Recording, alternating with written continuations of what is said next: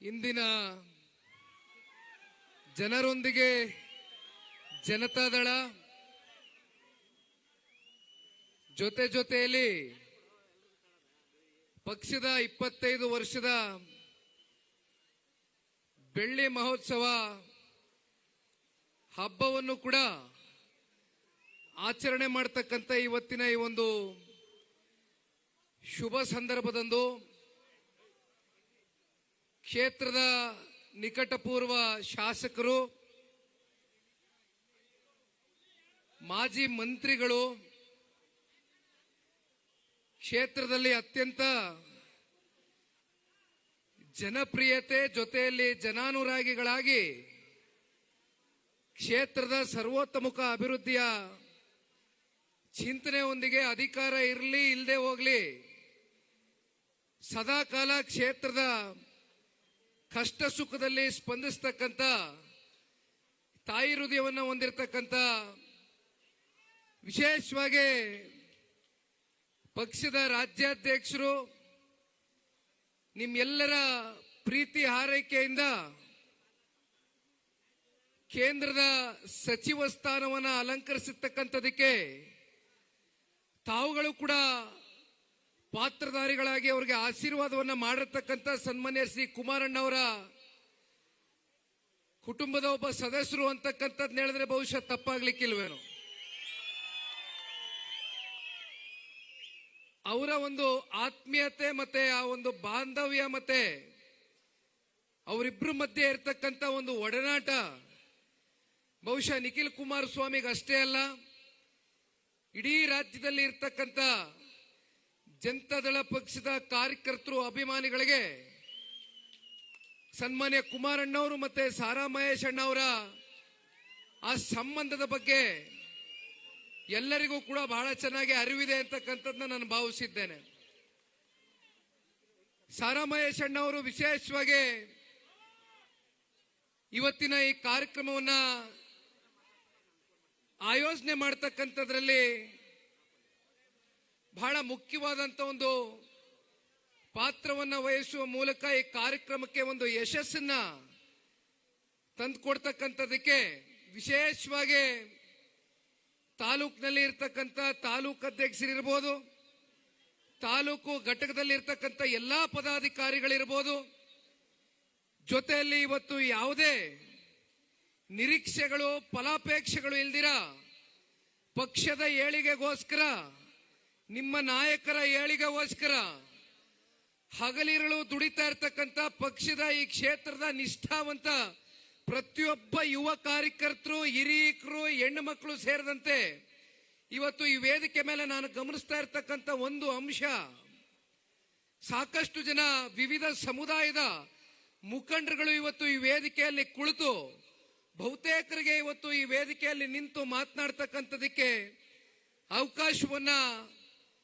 ಕಲ್ಪಿಸಿಕೊಟ್ಟಿದ್ದಾರೆ. ಇನ್ನು ಬಹುತೇಕರು ಮಾತನಾಡ್ತಕ್ಕಂಥ ಹಿರಿಯಕರು ಈ ತಾಲೂಕಿನಲ್ಲಿ ಹಗಲಿರುಳು ಸಾರಾ ಮಹೇಶ್ ಅಣ್ಣವರ ಹೆಗಲಿಗೆ ಹೆಗಲು ಕೊಟ್ಕೊಂಡು ಪ್ರಾಮಾಣಿಕವಾಗಿ ಸೇವೆಯನ್ನ ಮಾಡ್ತಾ ಇರ್ತಕ್ಕಂಥ ಮುಖಂಡರುಗಳಿಗೆ ವೇದಿಕೆ ಮೇಲೆ ಮಾತನಾಡ್ತಕ್ಕಂಥದಕ್ಕೆ ಸಮಯದ ಒಂದು ಅಭಾವದಿಂದ ಅವಕಾಶ ಸಿಗದೆ ಇರತಕ್ಕಂಥ ಹಿನ್ನೆಲೆಯಲ್ಲಿ ದಯಮಾಡಿ ತಾವು ಯಾರು ಕೂಡ ಅನ್ಯತಾ ಭಾವಿಸಬಾರದು ಅಂತಕ್ಕಂಥದ್ದು ಈ ಸಂದರ್ಭದಲ್ಲಿ ಈ ಪಕ್ಷದ ಯುವ ಕಾರ್ಯಕರ್ತನಾಗಿ ನಿಮ್ಮೆಲ್ಲರಲ್ಲೂ ಕೂಡ ಕಳಕಳಿಯಾಗಿ ಮನವಿಯನ್ನ ಮಾಡ್ತೇನೆ. ಜಿಲ್ಲೆಯ ಇತ್ತೀಚಿನ ದಿನಗಳಲ್ಲಿ ನೂತನವಾಗಿ ಅಧ್ಯಕ್ಷರಾಗಿ ನೇಮಕಾತಿಗೊಂಡಿರ್ತಕ್ಕಂಥ ಬಹುಶಃ ಸರಳ ಸಜ್ಜನಿಕೆ ಮತ್ತು ಅತ್ಯಂತ ಮೃದು ಸ್ವಭಾವವನ್ನು ಹೊಂದಿರತಕ್ಕಂಥ ಟಿ ನರಸೀಪುರ ವಿಧಾನಸಭಾ ಕ್ಷೇತ್ರದ ನಿಕಟಪೂರ್ವ ಶಾಸಕರು ಸನ್ಮಾನ್ಯ ಶ್ರೀ ಅಶ್ವಿನ್ ಕುಮಾರ್ ಅಣ್ಣವರು ಕೂಡ ಬಹಳ ಚೊಕ್ದಾಗಿ ಮಾತನಾಡಿದ್ದಾರೆ, ಸಮಯ ಇಲ್ಲ ಅಂತ. ಜೊತೆಯಲ್ಲಿ ಜಿಲ್ಲೆಯ ನನ್ನ ಆತ್ಮೀಯ ಗೆಳೆಯ, ನನ್ನ ಆತ್ಮೀಯ ಸಹೋದರ, ಜಿಲ್ಲೆಯ ಯುವ ಶಾಸಕ, ಹುಣಸೂರು ವಿಧಾನಸಭಾ ಕ್ಷೇತ್ರದಿಂದ ಪ್ರತಿನಿಧಿಸ್ತಾ ಇರ್ತಕ್ಕಂಥ ಹರೀಶ್ ಗೌಡ್ರು ಕೂಡ 5 ನಿಮಿಷ ಮೀರಿ ಇನ್ನೂ ಒಂದು 5 ನಿಮಿಷ ತಗೊಂಡು ಮಾತಾಡಿದ್ದಾರೆ. ಆದ್ರೂ ಮಹೇಶ್ ಅಣ್ಣವರು ಬಹಳ ಕೂಲಾಗೆ ಕುಂತಿದ್ರು. ಅದಕ್ಕೆ ಕಾರಣ ಮತ್ ನಿಮಗ್ ಸಮಸ್ಯೆ ಉಂಟಾಗಬಾರ್ದು, ನೀವೆಲ್ಲ ಪಾಪ 4 ಗಂಟೆಯಿಂದ ಕಾತ್ ಕುಳಿತಿದ್ದೀರಲ್ಲ ಅಂತಕ್ಕಂಥ ಒಂದೇ ಒಂದು ಭಾವನೆ ಹೊರತುಪಡಿಸಿ ಬೇರೆ ಏನೇನು ಇಲ್ಲ. ಜೊತೆಯಲ್ಲಿ ಮಂಜೇಗೌಡರು ಈಗ ಧ್ವನಿ ಗಟ್ಟಿ ಮಾಡ್ಕೊಂಡ್ ಬಂದವ್ರೆ ಆಪರೇಷನ್ ಮಾಡ್ಕೊಂಡು. ಹಾಗಾಗಿ ಅವರು ಕೂಡ ಮಾತನಾಡಿದ್ದಾರೆ. ವಿಧಾನ ಪರಿಷತ್ನ ಸದಸ್ಯರು ಮತ್ತೆ ವಿವೇಕಾನಂದರವರು ಮತ್ತೊಬ್ರು ವಿಧಾನ ಪರಿಷತ್ನ ಸದಸ್ಯರಿದ್ದಾರೆ. ಜೊತೆಯಲ್ಲಿ ಪ್ರಿಯಾಪಟ್ನ ವಿಧಾನಸಭಾ ಕ್ಷೇತ್ರದ ಮತ್ತೊಬ್ರು ನಿಕಟಪೂರ್ವ ಶಾಸಕರು ಹಿರಿಯಕರು ಮಾದೇವಣ್ಣ ಅವರು ಮಾತನಾಡಬೇಕಾಗಿತ್ತು. ಬಹುಶಃ ನಾನು ಆದ್ಮೇಲೂ ಕೂಡ ಅದು ನಿಮ್ಮ ತೀರ್ಮಾನ ಅಣ್ಣ, ನೀವು ಯಾವ ತರ ತೀರ್ಮಾನ ತಗತ್ತೀರಿ ನಮ್ಮ ಮಧ್ಯಕ್ಕೆ ಬರೋದಕ್ಕೆ ಹೋಗೋದಿಲ್ಲ. ಮಾದೇವಣ್ಣ ಅವರು ಕೂಡ ಇವತ್ತಿನ ಈ ಕಾರ್ಯಕ್ರಮಕ್ಕೆ ಬಂದು ಈ ಕಾರ್ಯಕ್ರಮಕ್ಕೆ ಒಂದು ಯಶಸ್ಸಿಗೆ ಪಾತ್ರಧಾರರಾಗಿದ್ದಾರೆ. ಜೊತೆಯಲ್ಲಿ ಇತ್ತೀಚೆಗೆ ಮೈಸೂರು ನಗರದ ಅಧ್ಯಕ್ಷರಾಗಿರ್ತಕ್ಕಂಥ SBM ಮಂಜೂರವರು ಕೂಡ ನೂತನವಾಗಿ ಆಯ್ಕೆಯಾಗಿದ್ದಾರೆ. ಅವರು ಕೂಡ ಬಂದಿದ್ದಾರೆ. ಅಶ್ವಿನಣ್ಣ ಅವ್ರು ಏನು ಹೇಳಿದ್ರಪ್ಪ, ಕೃಷ್ಣ ನಾಯಕರು ಮುಂದಿನ HD ಕೋಟೆ ಬಹುಶಃ ಅವರು ಕಳೆದ ಚುನಾವಣೆಯಲ್ಲಿ ಶಾಸಕರಾಗಬೇಕಾಗಿತ್ತು. ಆದ್ರೆ ನಾನು ಕೃಷ್ಣಣ್ಣನಿಗೆ ಯಾವಾಗಲೂ ಒಂದು ಮಾತು ಹೇಳ್ತೀನಿ, ಇವತ್ತಿನ ಈ ಒಂದು ಕಾಂಗ್ರೆಸ್ ಸರ್ಕಾರದಲ್ಲಿ ಮುಂದೋಗ್ತಾ ಮಾತಾಡ್ತೇನೆ, ಆದ್ರೂ ಹೇಳ್ಬಿಡ್ತೀನಿ.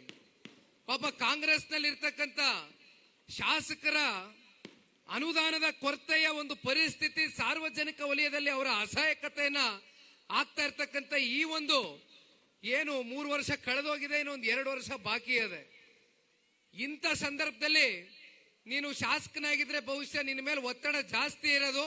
ಆ ತಾಯಿ ಚಾಮುಂಡೇಶ್ವರಿ 2028ಕ್ಕೆ ಸನ್ಮಾನ್ಯ ಕುಮಾರಣ್ಣ ಅವರ ನೇತೃತ್ವದ ಜನತಾ ಸರ್ಕಾರ NDA ಸರ್ಕಾರದಲ್ಲಿ ನೀನು ಶಾಸಕನಾಗಬೇಕು ಅಂತಕ್ಕಂಥದ್ದು ನಿನ್ನ ಹಣೆಯಲ್ಲಿ ಬರ್ದಿತ್ತೇನೋ. ಬುಡು ಕೃಷ್ಣಣ್ಣ, ತಲೆ ಕೆಡಿಸ್ಕೊಬೇಡ. ಇನ್ನೊಂದು 2 ವರ್ಷದಲ್ಲಿ ನಿನ್ನ ಹೋರಾಟಕ್ಕೆ, ನಿನ್ನ ಸಂಘಟನೆಗೆ 100ಕ್ಕೆ 100 ಕೋಟೆಯ ಕ್ಷೇತ್ರದ ಜನತೆ ನಿನಗೆ ಆಶೀರ್ವಾದ ಮಾಡ್ತಾರೆ ಅಂತ ಅವಾಗ ಕಾಲು ಎಳಿತಾ ಇರ್ತೀನಿ. ಜೊತೆಯಲ್ಲಿ ಬಹಳ ಜನ ಪ್ರಮುಖ ಮುಖಂಡರುಗಳು ಸೇರಿದ್ದೀರಣ್ಣ. ಇಲ್ಲಿ ಇವತ್ತಿನ ಕಾರ್ಯಕ್ರಮದ ಸಂಪೂರ್ಣ ಯಶಸ್ಸು, ಆ ಕೀರ್ತಿ ನಿಮ್ಮೆಲ್ಲರಿಗೂ ವೇದಿಕೆ ಮುಂದೆ ನಿಂತಿರ್ತಕ್ಕಂಥವ್ರು, ವೇದಿಕೆ ಮೇಲೆ ಇರ್ತಕ್ಕಂಥವ್ರಿಗೆ ಸಲ್ಲಬೇಕು ಅಂತಕ್ಕಂಥದ್ನ ಈ ಸಂದರ್ಭದಲ್ಲಿ ನಾನು ತಿಳಿಸ್ಲಿಕ್ಕೆ ಬಯಸ್ತೇನೆ. ಜೊತೆಯಲ್ಲಿ ಕೊನೆಯದಾಗೆ ಸಾರಾ ಮಹೇಶ್ ಅಣ್ಣ ಅವರ ಸುಪುತ್ರರು ಸಾರಾ ಧನುಷ್ ರವರು ವೈದ್ಯಕೀಯ ಕ್ಷೇತ್ರದಲ್ಲಿ ಒಂದು ಸಾಮಾಜಿಕ ಕಳಕಳಿ ಮತ್ತೆ ಸಾಮಾಜಿಕ ಬದ್ಧತೆಯನ್ನ ಇಟ್ಕೊಂಡು ಹತ್ತತ್ರ 300ಕ್ಕೂ ಹೆಚ್ಚು ಆಪರೇಷನ್ಗಳು ಅಂದ್ರೆ ಆರ್ಥೋಪೆಡಿಕ್ಸ್ ಓದಿದಿರಿ ಬ್ರದರ್ ನೀವು. ನಾನು ಸ್ವಲ್ಪ ನಮ್ಮ ಮನೇಲಿ ಬಹಳ ಜನ ಡಾಕ್ಟರ್ಗಳವ್ರೆ, ಹಂಗಾಗಿ ಆರ್ಥೋಪೆಡಿಕ್ಸ್ ಅಂತ ಕೇಳಿದೆ. ಗೊತ್ತಾಯ್ತು ನನಗೆ, ನಿಮ್ದೆಲ್ಲ ನಾವು ಸೋಷಿಯಲ್ ಮೀಡಿಯಾಗಳಲ್ಲಿ ನೋಡ್ತಾ ಇರ್ತೇವೆ. ದಯಮಾಡಿ ಮುಂದುವರಿಸಿ. ಇಲ್ಲಿ ಯಾರೋ ನಿಂತ್ಕೊಂಡು ಹೇಳಿದ್ರು, ಸಾರಾ ಮಹೇಶ್ ಅಣ್ಣವರು ಸಾರ್ವಜನಿಕ ಬದುಕಲ್ಲಿ ಇದ್ದಂತ ಸಂದರ್ಭದಲ್ಲಿ, ಕೂತ್ಕೊಳ್ಳಿ ಧನುಷ್ ಬ್ರದರ್, ಕೂತ್ಕೊಳ್ಳಿ, ಆರಾಮಾಗಿ ಕೂತ್ಕೊಳ್ಳಿ. ಮಹೇಶ್ ಅಣ್ಣ ಅವರಿದ್ದಾರೆ. ಮಹೇಶ್ ಅಣ್ಣ ಅವರು ಇದ್ದಾಗ ಮತ್ತೊಬ್ರು ಯಾರು ಕುಟುಂಬದ ಸದಸ್ಯರು ರಾಜಕಾರಣಕ್ಕೆ ಬರಬಾರ್ದು ಅಂತಕ್ಕಂಥದ್ದು ಅವರ ಕುಟುಂಬದಲ್ಲಿ ಒಂದು ನಿರ್ಧಾರ ಮಾಡಿದ್ದಾರೆ ಅಂತಕ್ಕಂಥ ತಾವು ಮಾತಾಡ್ಬೇಕಾದ್ರೆ ಹೇಳ್ತಾ ಇದ್ರಿ. ಆದ್ರೆ ಧನುಷ್ ರವರಿಗೆ ಸಮಾಜದ ಬಗ್ಗೆ ಸಾಮಾಜಿಕವಾಗಿ ಒಂದು ಬದ್ಧತೆ ಮತ್ತೆ ಕಳಕಳಿಯನ್ನ ಏನು ಇಟ್ಕೊಂಡಿದ್ದಾರೆ. ಬಹುಶಃ ಮುಂದೊಂದು ದಿನ ಇಂಥ ಯುವಕರು ನಮ್ಮ ಕರ್ನಾಟಕ ರಾಜ್ಯದ ಜನಪ್ರತಿನಿಧಿಗಳು ಆಗ್ತಕ್ಕಂಥದ್ರಲ್ಲಿ ಬಹುಶಃ ತಾಯಿ ಚಾಮುಂಡೇಶ್ವರಿಯ ಒಂದು ಆಶೀರ್ವಾದ 100ಕ್ಕೆ 100ರಷ್ಟು ಸಾರಾ ಧನುಷ್ ರವರ ಮೇಲೆ ಇರುತ್ತೆ ಅಂತಕ್ಕಂಥದ್ದು ಈ ಸಂದರ್ಭದಲ್ಲಿ ಭಾವಿಸಿದ್ದೇನೆ. ಈಗಾಗಲೇ ಸಾಕಷ್ಟು ಜನ ಮಾತನಾಡಿದ್ದಾರೆ. ನಿಮ್ಮೆಲ್ಲರಿಗೂ ಗೊತ್ತಿದೆಯಣ್ಣ, ಜನರೊಂದಿಗೆ ಜನತಾದಳ ಹೆಸರಿನಲ್ಲಿ ಒಂದು ಘೋಷ ವಾಕ್ಯವನ್ನು ಕೊಟ್ಟು ಬಹುಶಃ ತಾವೆಲ್ಲರೂ ಕೂಡ ಏನ್ ಪ್ರಶ್ನೆ ಮಾಡ್ತಕ್ಕಂಥದ್ದು ಬೇಡ. ಜನರೊಂದಿಗೆ ಜನತಾದಳ ಅಂದ್ರೆ ಯಾವಾಗಲೂ ಕೂಡ ಜನತಾದಳ ಜನರೊಂದಿಗೆ ಇದ್ದು, ಜನರ ಮಧ್ಯೆ ಅವರ ಕಷ್ಟ ಸುಖಗಳನ್ನ ಅರ್ಥ ಮಾಡ್ಕೊಂಡು ನಿರಂತರವಾಗಿ ರಾಜ್ಯದ ಜನತೆ ಮತ್ತು ಈ ದೇಶದ ಜನತೆಯ ಒಂದು ಸಮಗ್ರ ಅಭಿವೃದ್ಧಿಯ ದೃಷ್ಟಿಕೋನದಿಂದ ಈ ಪಕ್ಷವನ್ನ ಕಟ್ಟಿರ್ತಕ್ಕಂಥ ಪಕ್ಷದ ಸ್ಥಾಪಕರು, ಪಕ್ಷದ ವರಿಷ್ಠರು, ಮಾಜಿ ಪ್ರಧಾನ ಮಂತ್ರಿಗಳು, ನಮ್ಮೆಲ್ಲರ ಆರಾಧ್ಯ ದೈವ, ಬಹುಶಃ ದಣಿವರಿಯದ ನಾಯಕರು ಅಂತಕ್ಕಂಥದನ್ನ ನಾವು ಇವತ್ತು 93 ವಯಸ್ಸಿನ ಸನ್ಮಾನ್ಯ ದೇವೇಗೌಡರು ಸಾಹೇಬ್ರ ಈ ನಾಡಿನ ಬಗ್ಗೆ ಇರ್ತಕ್ಕಂಥ ಒಂದು ಚಿಂತನೆಯನ್ನ ಪ್ರತಿನಿತ್ಯವೂ ಕೂಡ ಏನ್ ನೋಡ್ತಾ ಇರ್ತೇವೆ. ಅಂತ ಒಬ್ಬ ಪುಣ್ಯಾತ್ಮ ಕಟ್ಟಿರ್ತಕ್ಕಂಥ ರೈತರನ್ನ ಪ್ರತಿನಿಧಿಸ್ತಕ್ಕಂಥ ಜಾತ್ಯತೀತ ಜನತಾದಳ ಪಕ್ಷದಲ್ಲಿ ಇವತ್ತು ನಮ್ಮಂತವರು ನಿಮ್ಮಂತವರು ಎಲ್ಲರೂ ಈ ಒಂದು ಪಕ್ಷದಲ್ಲಿ ಒಂದು ರಾಜಕೀಯ ವೇದಿಕೆಯನ್ನ ಹಂಚ್ಕೊಳ್ತಾ ಇರ್ತಕ್ಕಂಥದ್ದು ಬಹುಶಃ ನಮ್ಮ ಪೂರ್ವ ಜನ್ಮದ ಪುಣ್ಯ ಅಂತಕ್ಕಂಥದ್ದು ಈ ಸಂದರ್ಭದಲ್ಲಿ ಈ ಪಕ್ಷದ ಯುವ ಕಾರ್ಯಕರ್ತನಾಗಿ ನಿಮ್ಮಲ್ಲಿ ನಾನು ಕೂಡ ಒಬ್ಬನಾಗಿ ತಿಳಿದುಕೊಂಡಿದ್ದೇನೆ. ಜೊತೆಯಲ್ಲಿ 2004ರಿಂದ ಬಹುಶಃ ಇಲ್ಲಿಯವರೆಗೂ ಕೂಡ 2008 ಅಲ್ಲಿಂದ ವಿಧಾನಸಭಾ ಚುನಾವಣೆಗಳು, ಹತ್ತತ್ರ 4 ವಿಧಾನಸಭಾ ಚುನಾವಣೆಗಳು, 3 ಲೋಕಸಭಾ ಚುನಾವಣೆಗಳು. ಸನ್ಮಾನ್ಯ ಕುಮಾರಣ್ಣವರು ಈ ರಾಜ್ಯದ ಮುಖ್ಯಮಂತ್ರಿಗಳು ಸಮ್ಮಿಶ್ರ ಸರ್ಕಾರದ ಸಂದರ್ಭದಲ್ಲಿ ತಗೊಂಡಂತ ಒಂದು ನಿರ್ಣಯದ ಮೇಲೆಗೆ ಕೇವಲ 20 ತಿಂಗಳಲ್ಲಿ ಸನ್ಮಾನ್ಯ ಕುಮಾರಣ್ಣವರು ಕೊಟ್ಟಿರ್ತಕ್ಕಂಥ ಆಡಳಿತ ಇವತ್ತಿಗೂ ಕೂಡ ಜನರ ಹೃದಯದಲ್ಲಿ ಶಾಶ್ವತವಾಗಿ ನೆಲೆ ಊರಿದೆ. ಬಹುಶಃ ಇದಕ್ಕೆ ಸಾಕ್ಷಿ ಇವತ್ತು ಬಹಳ ಜನ ಮಾತನಾಡಬೇಕಾದ್ರೆ ಹೇಳ್ತಾ ಇದ್ರು. ಬಹುಶಃ ಅಚ್ಯುತಣ್ಣ ಅವರು ನನಗೆ ಮಾತಾಡಬೇಕಾದ್ರೆ ಒಂದು ಸಲಹೆಯನ್ನ ಕೊಟ್ಟರು. ನೀವು ಹಳೆ ಮೈಸೂರು ಪ್ರಾಂತ್ಯದಲ್ಲಿ ಒಂದಷ್ಟು ಜಿಲ್ಲೆಗಳನ್ನ ಆರಿಸ್ಕೊಂಡು ಚಿತ್ರದುರ್ಗದಿಂದ ಬರ್ತಕ್ಕಂಥದ್ದು, ಜೊತೆಯಲ್ಲಿ ಚಾಮರಾಜನಗರದವರೆಗೂ ನೀವು ಒಂದಷ್ಟು ಜಿಲ್ಲೆಗಳನ್ನ ಆಯ್ಕೆಯನ್ನ ಮಾಡ್ಕೊಂಡು ಪಾದಯಾತ್ರೆಯನ್ನ ಮಾಡಬೇಕು ಅಂತಕ್ಕಂಥದ್ದು ಹೇಳಿದ್ರು.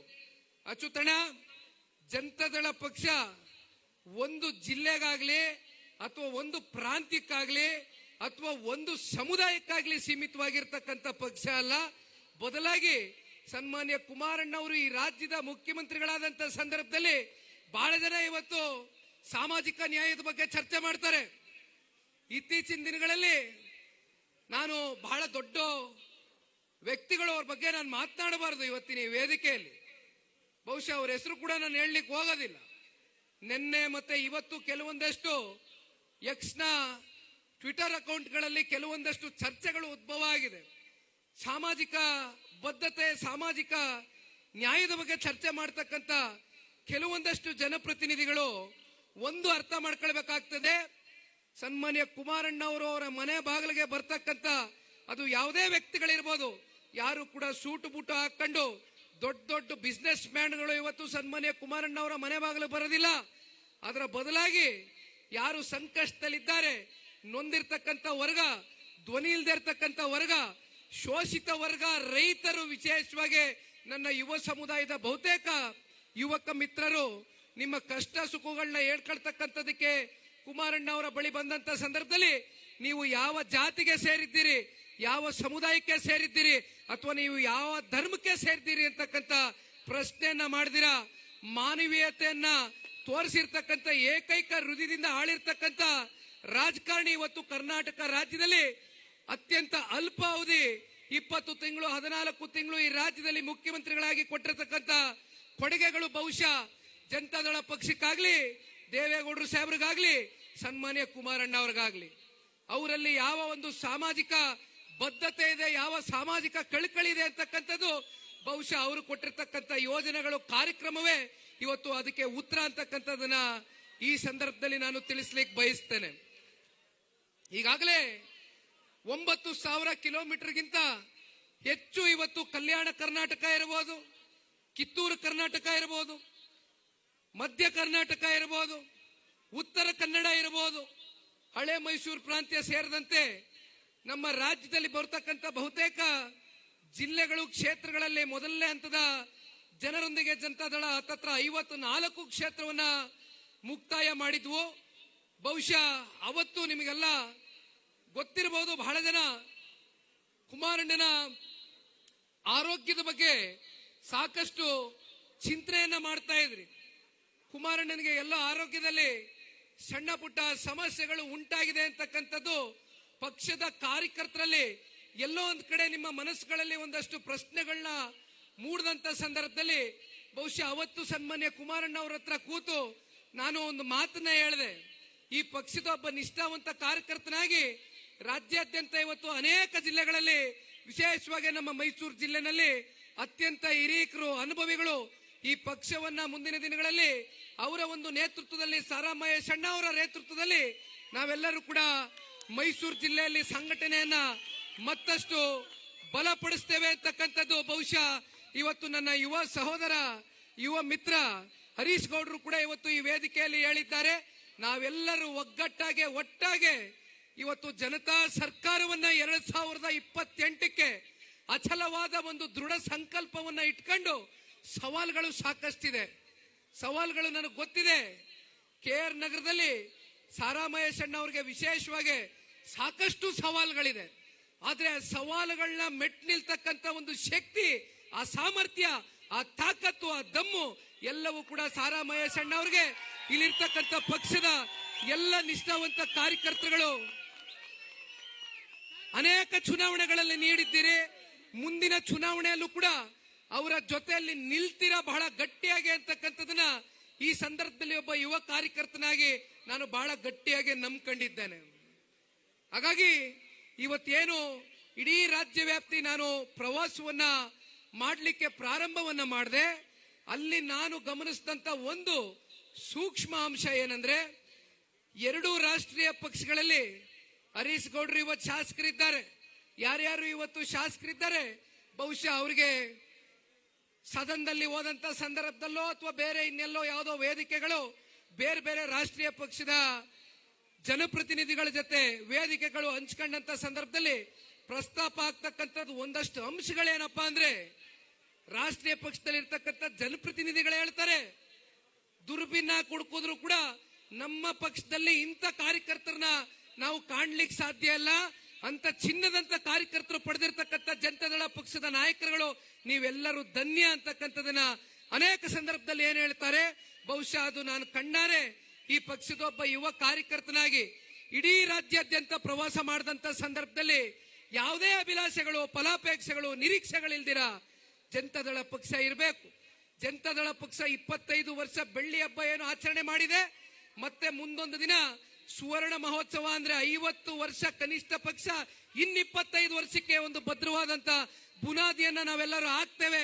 ನಾವೆಂತ ತ್ಯಾಗಕ್ಕೆ ಬೇಕಾದ್ರೂ ಸಿದ್ಧ ಇದ್ದೇವೆ ಅಂತಕ್ಕಂಥದ್ದು ಪಕ್ಷದ ಕಾರ್ಯಕರ್ತರು ಎಲ್ಲೋದ್ರೂ ಕೂಡ ನಮ್ಗೆ ಆತ್ಮವಿಶ್ವಾಸವನ್ನ ತುಂಬಿಸ್ತಕ್ಕಂಥದನ್ನ ನಾವು ನೋಡ್ತಾ ಇದ್ದೇವೆ. ಇಂಥ ಚಿನ್ನದಂತ ಕಾರ್ಯಕರ್ತರಿಗೆ ಇವತ್ತು ನಿಖಿಲ್ ಕುಮಾರಸ್ವಾಮಿ ಇರ್ಬೋದು, ಸಾರಾ ಮಹೇಶ್ ಅಣ್ಣ ಅವ್ರು ಇರ್ಬೋದು, ಹರೀಶ್ ರವ್ರು ಇರ್ಬೋದು, ಅಶ್ವಿನ್ ರವ್ರು ಇರ್ಬೋದು, ನಮ್ಮ ಕೃಷ್ಣ ನಾಯಕರವ್ರು ಇರ್ಬೋದು, ಮಾದೇವಣ್ಣ ಅವ್ರು ಇರ್ಬೋದು, ಇಲ್ಲಿರ್ತಕ್ಕಂಥ ಎಲ್ಲ ಜಿಲ್ಲಾ ನಾಯಕರು ನಿಮಗೆ ಇವತ್ತು ಈ ವೇದಿಕೆ ಮೇಲೆ ಒಂದು ಮಾತನ್ನ ಬಹಳ ಗಟ್ಟಿಯಾಗಿ ಕೊಡ್ಲಿಕ್ಕೆ ಇಷ್ಟಪಡ್ತೇನೆ. ನಮ್ಮನ್ನ ವಿಧಾನಸಭಾ ಚುನಾವಣೆಗೆ ಆರಿಸ್ತಕ್ಕಂಥದಕ್ಕೆ, ನಮ್ಮನ್ನ ಸಂಸತ್ ಚುನಾವಣೆಗೆ ಆರಿಸಿ ಕಳಿಸ್ತಕ್ಕಂಥದಕ್ಕೆ ನಿಮ್ಮ ಶ್ರಮ, ನಿಮ್ಮ ದುಡಿಮೆ ಎಷ್ಟಿದೆ ಅಂತಕ್ಕಂಥದನ್ನ ನಾವು ಕಣ್ಣಾರೆ ನೋಡಿದ್ದೇವೆ. ಇವತ್ತು ಈ ವರ್ಷ ವಿಶೇಷವಾಗಿ ನಮಗೆ ಸ್ಥಳೀಯ ಚುನಾವಣೆಗಳನ್ನ ಎದುರು ನೋಡ್ತಾ ಇದ್ದೇವೆ. ಕಾಂಗ್ರೆಸ್ ಪಕ್ಷಕ್ಕೆ ಏನಾದ್ರೂ ಒಳಗಡೆ ದಮ್ಮು ತಾಕತ್ತು ಅಂತ ಪಾಪ ನಿಂತ್ಕೊಂಡು ಸದನದೊಳಗಡೆ ಮಾತನಾಡ್ತಕ್ಕಂಥದ್ದು ಬೇಡ. ನಿಮಗೆ ಒಳಗಡೆ ಏನಾದ್ರೂ ಆತ್ಮವಿಶ್ವಾಸ ಅಂತಕ್ಕಂಥದ್ದಿದ್ರೆ, ನೀವೇನಾದ್ರೂ ಈ ಸರ್ಕಾರ ಬಂದ ನಂತರ ಜನರಿಗೆ ಏನಾದ್ರೂ ಒಂದಷ್ಟು ಒಳ್ಳೇದು ಮಾಡಿದಿವೆ ಅಂತಕ್ಕಂಥದ್ದು ನಿಮ್ಮಲ್ಲೇನಾದ್ರೂ ಭಾವನೆಗಳಿದ್ರೆ ಈ ಕೂಡ್ಲೆ ಗ್ರಾಮ ಪಂಚಾಯತಿ ಚುನಾವಣೆ ನಡಿಬೇಕು. ನೀವ್ಯಾರು ತಡೆಯಕ್ಕಾಗೋದಿಲ್ಲ. ಈಗಾಗಲೇ ಬೆಂಗಳೂರಿನ ನಗರದಲ್ಲಿ ಗ್ರೇಟರ್ ಬೆಂಗಳೂರು ಅಥಾರಿಟಿ ಚುನಾವಣೆ ನಡೆಸಬೇಕು ಅಂತ ಸುಪ್ರೀಂ ಕೋರ್ಟ್ ಛೀಮಾರಿ ಹಾಕಿದ್ದಾರೆ. ಕೊನೆಗೆ ಸುಪ್ರೀಂ ಕೋರ್ಟ್ ಛೀಮಾರಿ ಹಾಕಿದ ಮೇಲೆ ಈಗ ಚುನಾವಣೆ ನಡೆಸ್ತಕ್ಕಂಥ ಪರಿಸ್ಥಿತಿ ಬಂದಿದೆ. ಬಹಳ ದಿನ ತಳ್ಳಕ್ಕಾಗೋದಿಲ್ಲ. ಜಿಲ್ಲಾ ಪಂಚಾಯತಿ, ತಾಲೂಕ್ ಪಂಚಾಯತಿ ಚುನಾವಣೆ ನೀವು ಎದುರಿಸಲೇಬೇಕು, ನೀವು ಎದುರಿಸಲೇಬೇಕು. ಅದಕ್ಕೆ ಸಜ್ಜಾಗೋಣ. ಇವತ್ತು ನಮ್ಮ ಜಿಲ್ಲಾ ಪಂಚಾಯತಿ, ತಾಲೂಕು ಪಂಚಾಯತಿ, ಗ್ರಾಮ ಪಂಚಾಯತಿ ಚುನಾವಣೆಗಳಲ್ಲಿ ನಮ್ಮನ್ನ MP MLAಗಳಾಗಿ ಮಾಡಿರ್ತಕ್ಕಂಥ ಎಲ್ಲ ಕಾರ್ಯಕರ್ತ ಬಂಧುಗಳ ಜೊತೆಯಲ್ಲಿ ಇಡೀ ಜನತಾದಳ ಪಕ್ಷದ ರಾಜ್ಯ ನಾಯಕರು, ಜಿಲ್ಲಾ ನಾಯಕರು ನಿಂತು ನಿಮ್ಮ ಕೈಗೆ ಅಧಿಕಾರವನ್ನ ಕೊಡಿಸ್ತಕ್ಕಂಥ ವರ್ಷ ಇವತ್ತು 2026ರ ಒಂದು ಗಡಿಯಲ್ಲಿ ಬಂದೇ ನಿಂತಿದ್ದೇವೆ. ನಿಮ್ಮ ಮೂಲಕ ಇವತ್ತು ಈ ರಾಜ್ಯದ ಸಮಗ್ರ ಅಭಿವೃದ್ಧಿಗೆ ಮುಂದಿನ ದಿನಗಳಲ್ಲಿ ನಾವು ನೀವೆಲ್ಲರೂ ಸೇರಿ ಈ ಒಂದು ರಾಜ್ಯವನ್ನ ಕಟ್ಟತಕ್ಕಂತ ಒಂದು ಪ್ರಯತ್ನವನ್ನ ನಿಮ್ಮ ಮೂಲಕ ಮಾಡ್ತೇವೆ ಅಂತಕ್ಕಂಥದ್ದು ಈ ಸಂದರ್ಭದಲ್ಲಿ ಹೇಳ್ತಾ, ಇನ್ನ ಬಹಳಷ್ಟು ಜನ ಮಾತನಾಡಬೇಕಾದ್ರೆ ಒಂದು ಮಾತನ್ನ ಹೇಳ್ತೀರಿ. ಬಹುಶಃ ಕಳೆದ ಪಿರಿಯಾಪಟ್ಟಣ ಕ್ಷೇತ್ರದಲ್ಲಿ ನಡೆದಂತ ಸಭೆಯಲ್ಲೂ ಕೂಡ ಹರೀಶ್ ರವ್ರು ಇರ್ಬೋದು, ಮಹೇಶ್ ಅಣ್ಣ ಅವ್ರು ಇರ್ಬೋದು, ಮಾದೇವಣ್ಣ ಅವ್ರು ಇರ್ಬೋದು, ಮಾತನಾಡಬೇಕಾದ್ರೆ ಹೇಳ್ತಾ ಇದ್ರು, ಸರಿ ಸುಮಾರು 440 ಕೋಟಿ ರೂಪಾಯಿಯಷ್ಟು ಇಡೀ ಜಿಲ್ಲೆನಲ್ಲಿ ಯಾವ ಒಂದು ಸಹಕಾರಿ ಸಂಘದಲ್ಲಿ, ಯಾವ ಒಂದು ರಾಷ್ಟ್ರೀಕೃತ ಬ್ಯಾಂಕ್ಗಳಲ್ಲಿ ನಮ್ಮ ರೈತರು ಸಾಲವನ್ನು ತಗೊಂಡಿದ್ರೆ, ಬಹುಶಃ ಈ ದೇಶದಲ್ಲಿ ಯಾರಾದ್ರೂ ಒಬ್ಬ ಈ ರಾಜ್ಯದಲ್ಲಿ ಮುಖ್ಯಮಂತ್ರಿಗಳು ನಮ್ಮ ಕರ್ನಾಟಕಕ್ಕೆ ಸೀಮಿತವಾಗಿ ಮಾತನಾಡ್ತಕ್ಕಂಥದ್ದು ಬೇಡ, ಇಡೀ ದೇಶದಲ್ಲಿ ಯಾರಾದ್ರೂ ರೈತರ ಸಂಕಷ್ಟವನ್ನ ಕಣ್ಣಾರೆ ನೋಡಿ ಅರ್ತು ಒಳಗಡೆ ಒಂದು ದೃಢ ಸಂಕಲ್ಪ ಮಾಡುವ ಮೂಲಕ 2018ರಲ್ಲಿ ನನಗೆ ಇನ್ನೂ ಬಹಳ ಚೆನ್ನಾಗಿ ಜ್ಞಾಪಕ ಇದೆ. ಮೈಸೂರಿನಲ್ಲಿ ಕುಮಾರ ಪರ್ವವನ್ನ ಪ್ರಾರಂಭ ಮಾಡಿದ್ರಿ. ಆ ಕುಮಾರ ಪರ್ವವನ್ನ ಪ್ರಾರಂಭ ಮಾಡಿ ಆ ತಾಯಿ ಚಾಮುಂಡೇಶ್ವರಿ ತಾಯಿಯ ಒಂದು ಆಶೀರ್ವಾದವನ್ನ ಪಡೆದು 113 ಸ್ಥಾನವನ್ನ ಈ ರಾಜ್ಯದ ಜನತೆ ನನಗೆ ನೀಡಿದಂತ ಸಂದರ್ಭದಲ್ಲಿ ನಾನು ಸಂಪೂರ್ಣ ರೈತರ ಸಾಲವನ್ನ ಮನ್ನಾ ಮಾಡ್ತೇನೆ ಅಂದ್ರು. ಆದ್ರೆ ಕುಮಾರಣ್ಣನಿಗೆ ಬಂದಂತದ್ದು ಕೇವಲ 37 ಸ್ಥಾನ. ಸಮ್ಮಿಶ್ರ ಸರ್ಕಾರದಲ್ಲಿದ್ರು. ಬಹಳ ಸುಲಭವಾಗಿ ಹೇಳಬಹುದಾಗಿತ್ತು, ನನಗೆ 113 ಸ್ಥಾನ ದೊರಕಿಲ್ಲ, ನಾನು ಯಾವ ರೀತಿ ರೈತರ ಸಾಲ ಮನ್ನಾ ಮಾಡ್ಲಿ ಅಂತ. ಯಾಕಂದ್ರೆ ಪಾಪ ಇವತ್ತು ನೋಡ್ತಾ ಇದ್ದೀರಿ ಪರಿಸ್ಥಿತಿಗಳು. ನಾ ಬತ್ತೀನಿ 5 ಗ್ಯಾರಂಟಿಗಳ ಕತೆಗೆ. 25,000 ಕೋಟಿ ಕೇವಲ 14 ತಿಂಗಳಲ್ಲಿ, 25,000 ಕೋಟಿ. ಇವತ್ತೊಂದು ಮಾತು ಹೇಳಬೇಕಾಗ್ತದೆ. ಇಂದಿನ ಈ ರಾಜ್ಯದ ಗೌರವಾನ್ವಿತ ಮಾನ್ಯ ಮುಖ್ಯಮಂತ್ರಿಗಳು, ನನಗೆ ಅವರ ವಯಸ್ಸಿನ ಮೇಲೆ, ಅವರ ರಾಜಕಾರಣದ ಅನುಭವದ ಮೇಲೆ ಅಪಾರವಾದಂತ ಗೌರವ ಇದೆ. ಆದ್ರೆ ಒಂದು ವಾಸ್ತವಾಂಶವನ್ನ ಹೇಳಬೇಕಾಗ್ತದೆ. ಯಾಕೆಂದ್ರೆ ಇರ್ತಕ್ಕಂಥ ವಾಸ್ತವಾಂಶವನ್ನ ಮಾತನಾಡ್ತಕ್ಕಂಥದಕ್ಕೆ ಯಾರು ಕೂಡ ಅಂಜಬಾರದು. ಇವತ್ತು ನಮ್ಮ ರಾಜ್ಯ ಸರಿಸುಮಾರು 7,64,000 ಕೋಟಿಯಷ್ಟು ಸಾಲ ಮಾಡಿದೆ. ಹತ್ತತ್ರ 2013 ಮತ್ತೆ 18 ಇವತ್ತಿನ ಇಂದಿನ ರಾಜ್ಯದ ಮುಖ್ಯಮಂತ್ರಿಗಳೇ ಆಡಳಿತವನ್ನ ಮಾಡಿದ್ರು. ಇವತ್ತು 3 ವರ್ಷ ಸೇರಿ, ಅಂದಿನ 5 ವರ್ಷ ಸೇರಿ 5 ಲಕ್ಷ ಕೋಟಿ, 7,64,000 ಕೋಟಿಯಲ್ಲಿ ಸ್ವಾತಂತ್ರ್ಯ ಬಂದಾಗಿಂದ ಸರ್ಕಾರಗಳು, ಬೇರೆ ಬೇರೆ ನಾನಾ ನಾಯಕರುಗಳು ಮುಖ್ಯಮಂತ್ರಿಗಳಾಗಿ ಆಡಳಿತವನ್ನು ಮಾಡಿರ್ತಕ್ಕಂಥದ್ದು ನೋಡಿದ್ದೀವಿ. ಆದ್ರೆ ಕೇವಲ 5, 3, 8 ವರ್ಷ, 8 ವರ್ಷದಲ್ಲಿ 5 ಲಕ್ಷ ಕೋಟಿ ಮಾನ್ಯ ಮುಖ್ಯಮಂತ್ರಿಗಳ ಆಡಳಿತ ಅವಧಿಯಲ್ಲಿ ಅವರು ಮುಖ್ಯಮಂತ್ರಿಗಳಾಗಿ ಮಾಡಿರ್ತಕ್ಕಂಥ ಸಾಲದ ಹೊರೆ ಪ್ರತಿನಿತ್ಯ ಇವತ್ತು 300 ಕೋಟಿಗಿಂತ ಹೆಚ್ಚು ಸಾಲದ ಹೊರೆ ಇವತ್ತು ನಮ್ಮ ಹೆಗಲ ಮೇಲೆ ಕಟ್ತಾ ಇದ್ದಾರೆ. ಅದನ್ನ ತೀರಿಸ್ತಕ್ಕಂಥವ್ರು ಯಾರು? ನೀವುಗಳೇ ತೀರಿಸಬೇಕು, ನಾವುಗಳೇ ತೀರಿಸಬೇಕು. ತೆರಿಗೆ ಮೂಲಕ ಕಟ್ಟತಕ್ಕಂಥ ಹಣ ಇವತ್ತು ಸ್ವೇಚ್ಛಾಚಾರವಾಗಿ ಲೂಟಿ ಆಗ್ತಾ ಇದೆ. ಇಲ್ಲಿ ಪತ್ರಿಕಾ ಮಾಧ್ಯಮದ ಸ್ನೇಹಿತರು ನನ್ನ ಮುಂದೆ ಕೂತಿದ್ದಾರೆ. ವಿಧಾನಸೌಧದಲ್ಲಿ ಇತ್ತೀಚೆಗೆ ಒಂದು ನಿರ್ಬಂಧವನ್ನು ಹಾಕಿದ್ದಾರೆ, ಬಹಳ ಚರ್ಚೆಗೆ ಗ್ರಾಸ ಆಗಿದೆ.